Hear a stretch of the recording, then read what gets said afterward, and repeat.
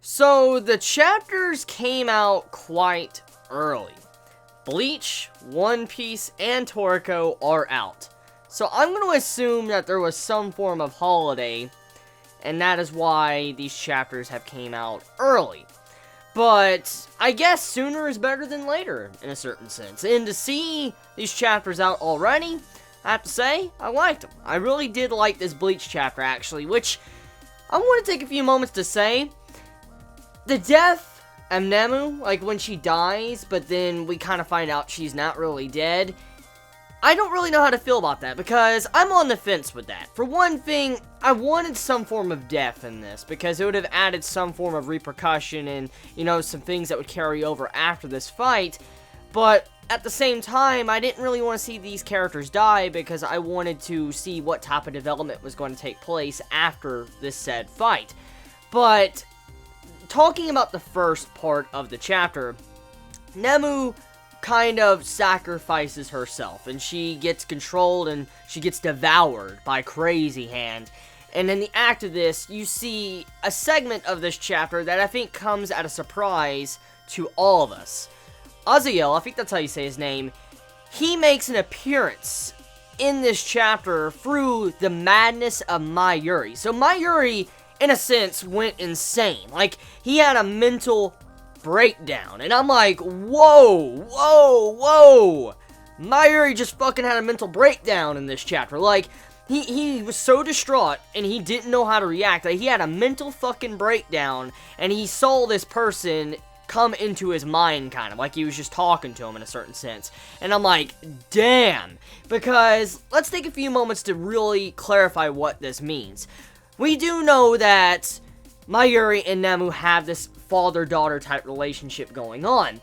But with the death of Nemu, when she kind of dies at the beginning, and then all of a sudden, Mayuri just looks at her, and then you see his face, and he puts his head down and all that, and then you start seeing Azael, you know, talking to him.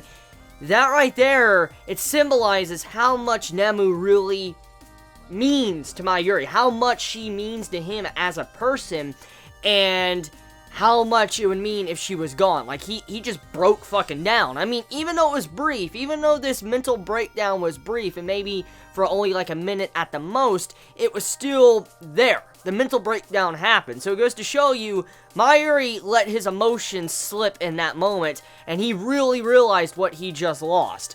And then all of a sudden, Azael just talks to him and is like breaking down the entire situation, mocking him, making fun of him about perfection, and I'm like, oh my god. Just like the entire conversation with that was fucking beautiful. Like, seriously. Koobs.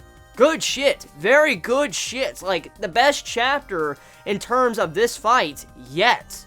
And who knows, the fight might not even be done yet if you think about it, because there is a possibility that the hand could be alive and get up next chapter. Who fucking knows?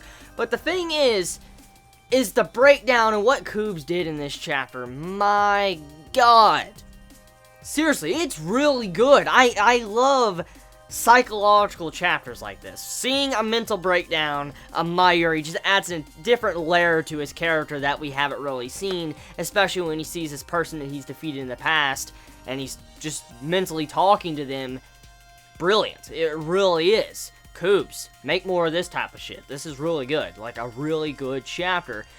But, like I said, even though Nemu sacrificed her body, in a sense, she's not really dead, because we come to find out that Nemu's entire body, in a sense, was cancer. Like, I guess you could take this in a literal sense. Like, Nemu was fucking cancer. Like, I'm not trying to put her down. I'm just saying, in a sense, from what we found out at the end of the chapter, she is literally cancer. And that's kind of fucked up in a way, but she's not really dead, because her brain was salvaged by Mayuri. So I'm going to assume when it comes to something like that in shonen, manga, anime, whatever, when you have to where a body part is saved and it's like, oh, I need to save the brain and something, usually that means that the person's not really dead. So I don't think Nemu is dead, but there is a good possibility that Nemu's memories, or how she was before she died, could be long gone. Like, there might be a repercussion for Nemu's death when it came to her body. Most likely, if it does happen like that, maybe Mayuri will plant her brain into a new body, and most likely Nemu might grow up from a child back to an adult once again, and maybe Mayuri might, raise her in a different way that wasn't like how Nemu's original upbringing was. Maybe Mayuri might be more of a father figure, which I don't see. Like, that's just, like, that's something that doesn't compute in my mind, but I mean, judging by the mental breakdown, it's obvious that Mayuri cares about Nemu a lot. Like, he really cares about her so fucking much for that mental breakdown, because that's something we haven't seen with his character. So to see that, he might take a different action or course with Nemu's upbringing if he makes another one. For instance, he might actually raise her like a daughter, and care for her, and love her. But that's kind of a stretch when you think about, Mayuri's character, because, how he acts. But who knows? I mean, like I said, the mental breakdown, it could possibly happen. And that's kind of what this chapter is. I mean, it seems like it concludes the fight. I don't know if the fight is over, because it's not really said and done yet. There is a good possibility the hand is not down for the count. But regardless of whatever happens next chapter, this chapter was fucking solid. And I can't really complain much about it, because it was a good chapter. So tell me your thoughts in the comments below. You all have a wonderful day or night wherever you live. Please be safe. Chibi out.